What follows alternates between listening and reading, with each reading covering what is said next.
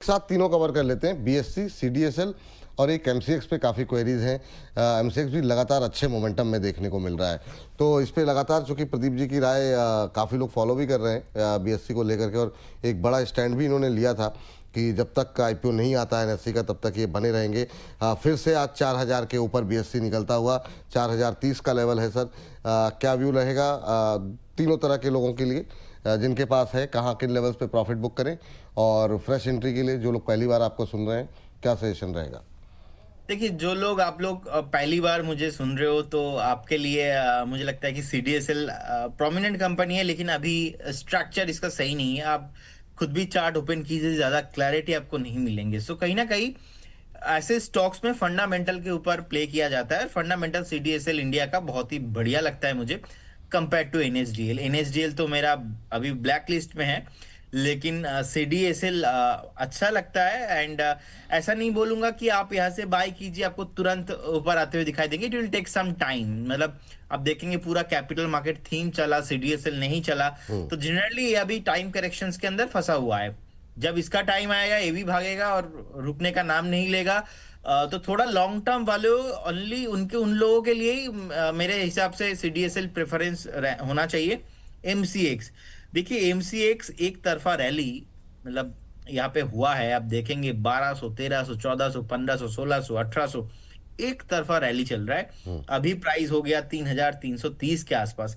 मैं समझता हूँ कि यहाँ पे फ्रेश बाई करना बहुत खतरा है यहाँ पे, क्योंकि इतना ऑल टाइम हाई हाई पे आके बाय करना कोई रिस्पॉन्सिबल फाइनेंशियल एडवाइजर आपको एडवाइस नहीं कर सकता। देखिए, ट्रेंड वो अलग बात है। अब ट्रेंड के साथ मैं वो नहीं जा सकता। सम टाइम ट्रेंड से थोड़ा बहुत डिफरेंट टाइप्स ऑफ थिंग्स आपको मेंटेन करना पड़ता है अगर आप थोड़ा लाइफ में कंप्लाइंट रहना चाहते हो। तो ट्रेंड चल रहा है, स्टॉक चल रहा है, इसका मतलब ये नहीं कि आपको अभी बाय करना चाहिए। उन लोगों के लिए एक ट्रेलिंग स्टॉप है जिन लोगों ने 2700, 2800, 3000 पे बाय किया है, या उसके नीचे का कोई सिचुएशंस आपके पास है। वो लेवल है 3150 के आसपास का एक ट्रेलिंग स्टॉप लॉस। कल को अगर एक हेल्दी करेक्शंस होता है, उस करेक्शंस में आपको 2850 से लेके 2900 के आसपास मिलता है, वो आपके लिए एक वैल्यू जोन हो सकता है।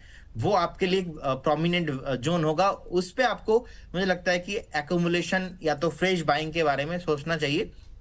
अगर आप टारगेट पूछेंगे, देखिए कहाँ पे टॉप होगा ये किसी को नहीं पता। और जिस तरीके से ट्रेंड चल रहा है, लग रहा है एक बार स्टॉक आपको 3850 से 4000 आने का पॉसिबिलिटीज दिखाई दे रहा है। बीएसई, बॉम्बे स्टॉक एक्सचेंज, बहुत ही ओल्डेस्ट स्टॉक एक्सचेंज माना जाता है। 150 ईयर्स का इन लोगों के पास हिस्ट्री है। अभी तो 151 ईयर्स हो गया है और लोगों ने पैसा बनाया। एक्चुअल में एमसीएक्स और बीएससी का जो थीम है ये बहुत ही यूनिक थीम है।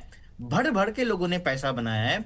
अगर आप आईपीओ के, मान लीजिए आपको आईपीओ में अलॉटमेंट नहीं मिला और आप बाई करके अभी तक होल्ड कर रहे हो, आप सोच नहीं सकते इतना पैसा लोगों ने बनाया है। तो शेयर बाजार का ये जो स्टोरी है ना, ये स्टोरी थोड़ा लॉन्ग टर्म जो इन्वेस्टर्स हैं उन लोगों ने ज्यादा मजा लिया है। ऐसे स्टॉक्स में इन्वेस्ट करके 1-1 लाख इन्वेस्ट करके करोड़ सौ का रिटर्न मिला है बीएसई जैसे स्टॉक्स। मैं एक स्टैंड भी लिया था लास्ट ईयर से। हमने 2100, 2200 से हम लोगों ने रिकमेंड किया था, और स्टेटमेंट एक ही है, जब तक एनएससी का आईपीओ नहीं आएगा हम बेचेंगे ही नहीं। और कभी मेरे लाइफ में कभी भी ऑफिस में भी बोल के रखा है, बीएससी को कभी हम शॉर्ट नहीं करेंगे, सेल कॉल नहीं देंगे। लेकिन जो झटका बीएससी ने लास्ट ईयर दिया था, एक बार 3000 से एक बार 2000 तक आया था। सो हिस्ट्री रिपीट इटसेल्फ, बार बार हिस्ट्री रिपीट होता है। तो इसीलिए ना फ्रेश बाय करने का सलाह अभी नहीं रहेगा। ये साइकोलॉजी है, टेक्निकल फंडामेंटल नहीं है। साइकोलॉजी यही बोल रहा है, क्योंकि बीएससी ने इतना अच्छा बढ़िया रैली दिखाया है। ये रैली होने के बाद मुझे लगता है कि एक बार करेंट जोन से 700-800 पॉइंट का तो एक करेक्शंस बनता है। अगर वो करेक्शंस होगा तब जाके न्यू इन्वेस्टर्स को अपॉर्चुनिटी ढूंढना चाहिए। बाकी ट्रेडर्स जो है उनके लिए मैं बोलूंगा आप वेट करके जाइए। मैं तो समझ पा रहा हूँ कि एक बार जब तक एनएससी का IPO, before the NSC IPO, एक बार 4350, 4400 तो बन रहा है टारगेट। जी चलिए, ये बात जो है तीनों शेयरों पे निकल करके आई है।